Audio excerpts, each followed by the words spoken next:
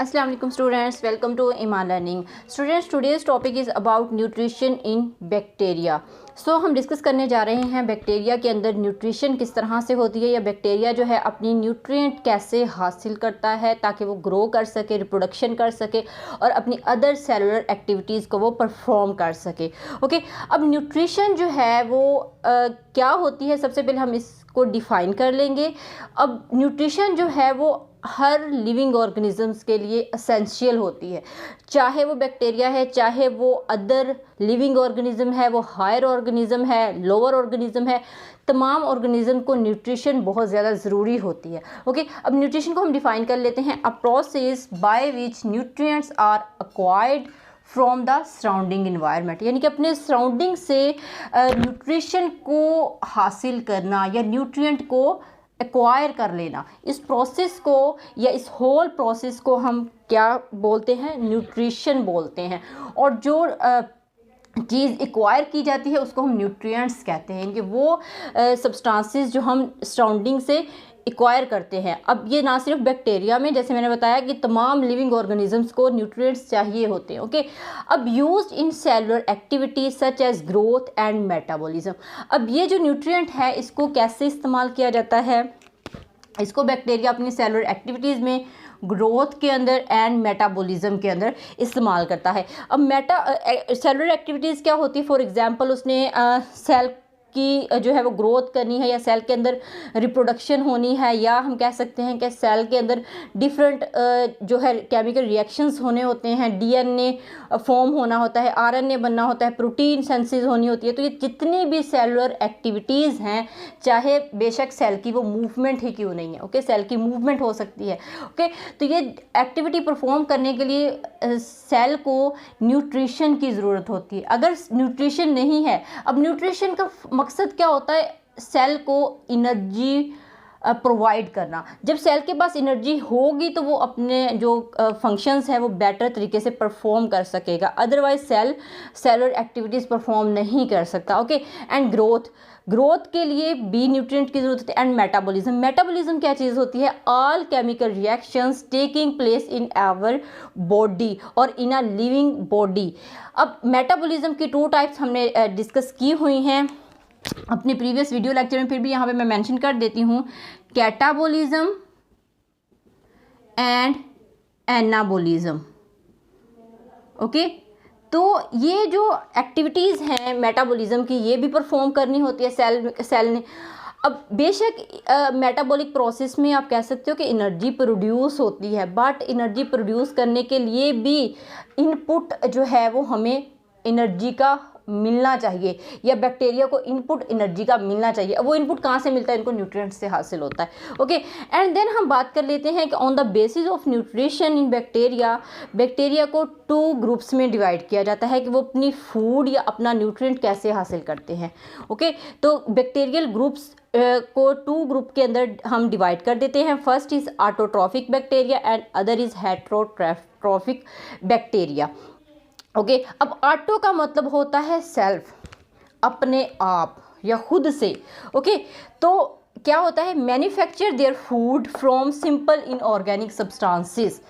ये फूड को मैन्युफैक्चर करता है, अपनी ओन फूड को जो इसको चाहिए होती है, या अपने ओन न्यूट्रिएंट्स को जो इसको रिक्वायर होते हैं। कहाँ से लेता है ये, इनऑर्गेनिक सब्सटेंसेस से। इनऑर्गेनिक सब्सटेंसेस होंगे इसके पास, तो ये बैक्टीरिया क्या करेगा, अपनी नीड की जो न्यूट्रिशन है, अपनी नीड की जो फूड है वो प्रिपेयर कर लेगा। And autotrophic bacteria divided into 2 types, photosynthetic bacteria and chemosynthetic bacteria. Okay, तो ये 2 कैटेगरी है जिसको हम डिवाइड करते हैं ऑटोट्रॉफिक बैक्टीरिया को। Okay, then other is heterotrophic bacteria. Heterotrophic bacteria ऐसे बैक्टीरियाज होते हैं जो अपनी फूड खुद से मैन्युफैक्चर नहीं कर सकते, अपनी फूड खुद से तैयार नहीं कर सकते, डिपेंड करते हैं अदर ऑर्गेनिज्म पे। जैसे अगर हम इसकी डिफाइन की बात कर लें स्टूडेंट्स, तो can not manufacture their food, they depend others for their food and nutrients. तो ये अपनी फूड के लिए डिपेंड करते हैं अदर ऑर्गेनिजम्स पे। अब जो हेटरोट्रॉफिक बैक्टीरिया होते हैं स्टूडेंट्स, उसको 3 कैटेगरी में डिवाइड किया है, symbiotic bacteria, parasitic bacteria and saprophytic bacteria. ये तीनों ऐसी कैटेगरीज हैं जिसमें बैक्टीरिया खुद से फूड तैयार नहीं करता, अपनी फूड खुद मैन्युफैक्चर नहीं करता, बल्कि ये डिपेंड करता है अदर ऑर्गेनिजम्स पे। ओके, इसको भी हम डिस्कस कर देंगे। सबसे पहले हम ऑटोट्रॉफिक बैक्टीरिया की तरफ आ जाते हैं कि ऑटोट्रॉफिक बैक्टीरिया जो है वो किस तरह से अपनी फूड को प्रिपेयर करता है। जैसे मैंने आपको बताया कि ऑटोट्रॉफिक में 2 कैटेगरी हैं, photosynthetic bacteria and chemosynthetic bacteria.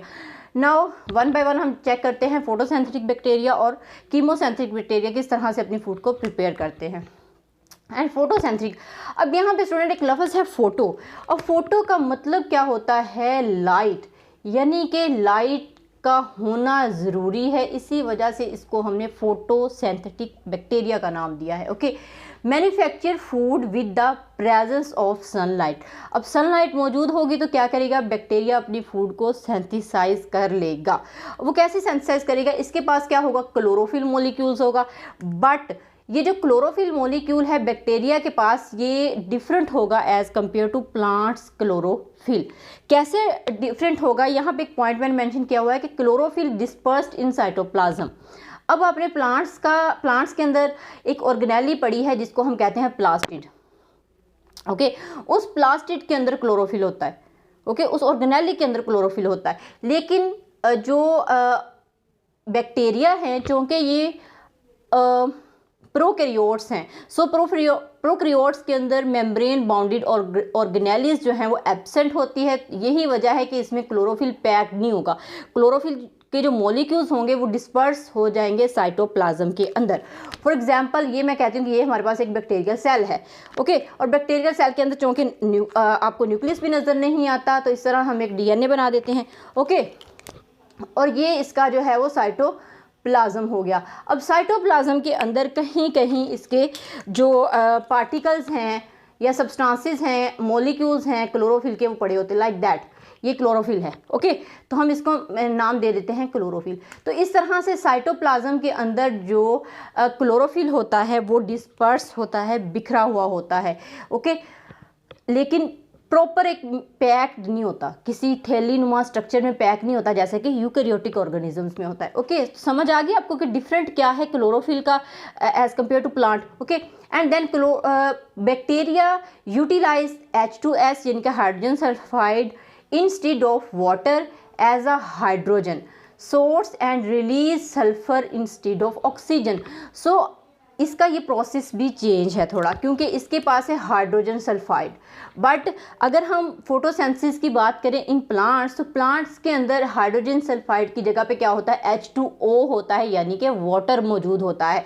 Okay, और प्लांट जो हैं वो ऑक्सीजन रिलीज़ करते हैं, लेकिन बैक्टीरिया क्या रिलीज़ करेगा, सल्फर रिलीज़ करेगा। जब इसके पास यहाँ पे H2S होगा तो यही S जो है वो रिलीज़ हो जाएगा at the end product. Okay, तो अब यहाँ पे हम इस इक्वेशन की तरफ आ जाते हैं कि किस तरह से इक्वेशन बनती है। तो इक्वेशन को अगर हम देखें तो कार्बन डाइऑक्साइड प्लस H2S यानी कि hydrogen sulphide in the presence of sunlight and chlorophyll, तो ये मॉलिक्यूल चेंज हो जाएगा CH2ON plus water plus 2S यानी कि सल्फर। तो इस तरह से ये इक्वेशन जो है टोटली चेंज है प्लांट फोटोसिंथेसिस से। ओके, जब हम प्लांट फोटोसिंथेसिस को डिस्कस करेंगे इन डिटेल में तो आपको वहाँ पे भी इसकी प्रॉपर समझ आ जाएगी कि यहाँ पे क्या डिफरेंस आता है।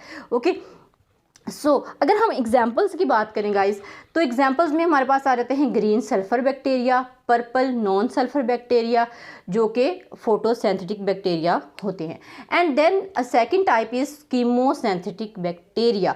तो कीमोसिंथेटिक बैक्टीरिया जो है वो क्या होते हैं, दे ऑक्सीडाइज इनऑर्गेनिक कंपाउंड, ये इनऑर्गेनिक कंपाउंड को ऑक्सीडाइज करते हैं और NH3 nitrate, nitrite and sulphur जो है वो प्रोड्यूस करते हैं।